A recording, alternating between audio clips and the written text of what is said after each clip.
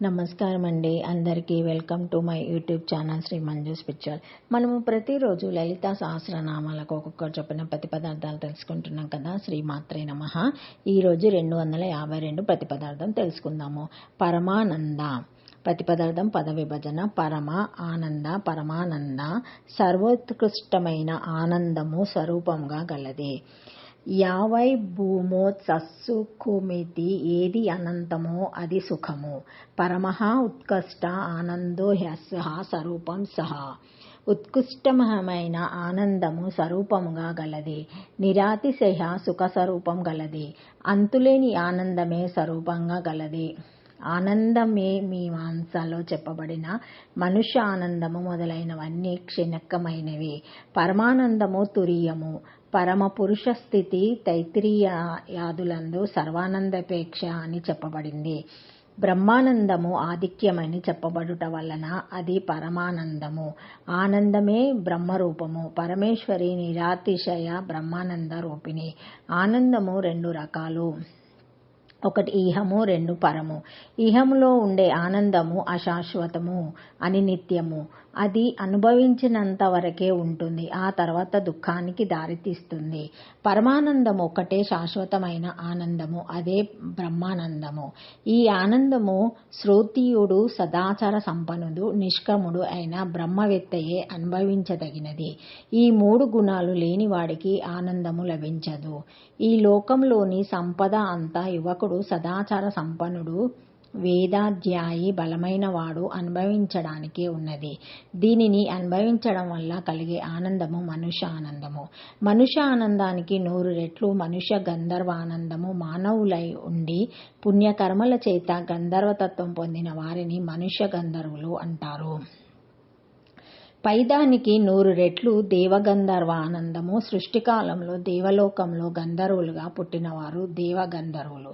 పైదానికి 100 రెట్లు చిరలోకపితారానందము. చిరకాలము ఉండే లోకంలో ఉన్న పితృదేవతలను చిరలోక పితరులు అంటారు.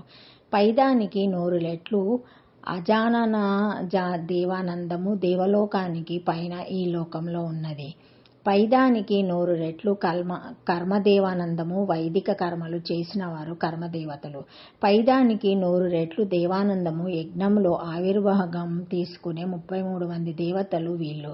దేవానందానికి 100 రెట్లు ఇంద్రానందము. దీనికి 100 రెట్లు బృహస్పతి ఆనందము. దీనికి 100 రెట్లు ప్రజాపతి ఆనందం. ప్రజాపతి ఆనందానికి 100 రెట్లు బ్రహ్మానందం. అదే పరమానందం. అతడే పరబ్రహ్మ. జీవులందరిలోనూ ఉన్నాడు. పరమేశ్వరి పరబ్రహ్మ స్వరూపిణి కాబట్టి పరమానందము పొందుతుంది. ఆమె పరమానంద స్వరూపిణి. నిర్వణ షట్కంలో ఆదిశంకరులు చిదానంద రూపమే శివమని ఉపదేశించారు.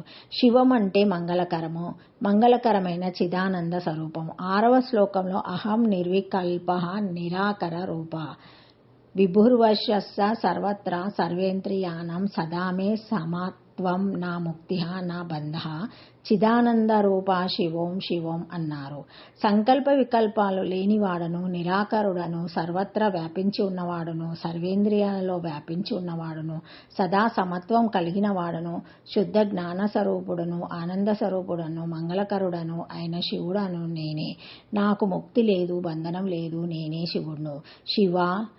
శివ ఇద్దరు ఒక్కరే. ఆనందో బ్రహ్మ అనే శృతివాక్యము స్మరించదగినది. యతో వాచో నివర్తంతే ఆప్రాయశ మానసా సహా ఆనందం బ్రహ్మణో విద్యాన్ నభిభేతి కదాచనేతి తిత్రియోపనిషత్తు. ఏ పరమాత్మను చేరలేక మనస్సుతో సహా వాక్కులు వెనక్కి తిరిగి వస్తాయో అట్టి పరమాత్మ ఆనందాన్ని సాక్షాత్కరించుకున్న విద్వాంసుడు, భయాతీతుడు. అతడే పరమానందాన్ని, శాశ్వతానందాన్ని పొందుతున్నాడు. చిత్ ప్రకాశ విమర్శ బిందువుల సమన్వయ త్రిభుజాన్ని త్రిపుటి అంటారని కిందటి నామంలో చెప్పుకున్నాం కదా. జ్ఞానం అనేది ఇదే వరుస బిందు క్రమంలో చిత్ ప్రకాశ విమర్శ కర్మము వ్యక్తమవుతుంది. దీనికి వ్యతిరేక క్రమంలో అంటే విమర్శ ప్రకాశ చిత్ క్రమంలో ఒకదానిలో ఒకటి లీనమైతే వచ్చే స్థితిని పరమానంద స్థితి అంటారు. ఆ స్థితిలోని అమ్మవారు పరమానంద అవుతుంది. చిన్మయి పరమానంద స్థితులను ఈ నామము క్రింద సూచించిన చిత్రంలో ఈ విధంగా అర్థం చేసుకోవచ్చు. మొదటి బొమ్మ కేంద్రం వద్ద ఉన్న నేను నుండి అంటే ఆత్మ నుండి చిత్ ప్రకాశ విమర్శ మార్గంలో జ్ఞానం వ్యక్తమై అంతా చిన్మయమవుతుందని సూచిస్తుంది. రెండవ బొమ్మ చిన్మయ స్థితి నుండి విమర్శ ప్రకాశ చిత్ మార్గంలో జ్ఞానము కేంద్రం వద్దనున్న నేను అంటే ఆత్మలోనికి లీనమవుతుందని సూచిస్తుంది. ఇక్కడ చిన్మయిని అమ్మవారుగాను, కేంద్రం వద్ద ఉన్న నేను లేదా ఆత్మను అయ్యవారుగాను సమన్వయం చేసుకోవాలి. నేను అనే అయ్యవారిలో లీనమై ఉండే జ్ఞానం అనే అమ్మవారిని పరమానంద అంటారు. ఈ స్థితిని ముక్తి లేక మోక్షం లేక తైత్రీయోపనిషత్తులోని ఆనందవల్లిలో చెప్పిన పరాకాష్ఠానంద స్థితి అయిన బ్రహ్మానంద స్థితి అంటారు. ఇటువంటి బ్రహ్మానంద స్థితులు మనకు అప్పుడప్పుడు లభ్యమవుతూనే ఉంటాయి. కానీ అవి అలాంటివి మనం గమనించం. నిరపేక్షక నిరాశయానంద రూపం అని ఈ నామానికి అర్థం. ఓం పరమానందాయ నమః. పంచాక్షరి శ్రీమాత్రే నమః. Thank you for watching my video. Please like, share, comment, subscribe to my channel. మరిన్ని వీడియోస్తో మళ్ళీ కలుస్తానండి. ఈ వీడియో మొదటిసారి ఎవరైనా చూసి ఉంటే తప్పకుండా లైక్ చేసి సబ్స్క్రైబ్ చేసుకోగలరని కోరుతున్నాను.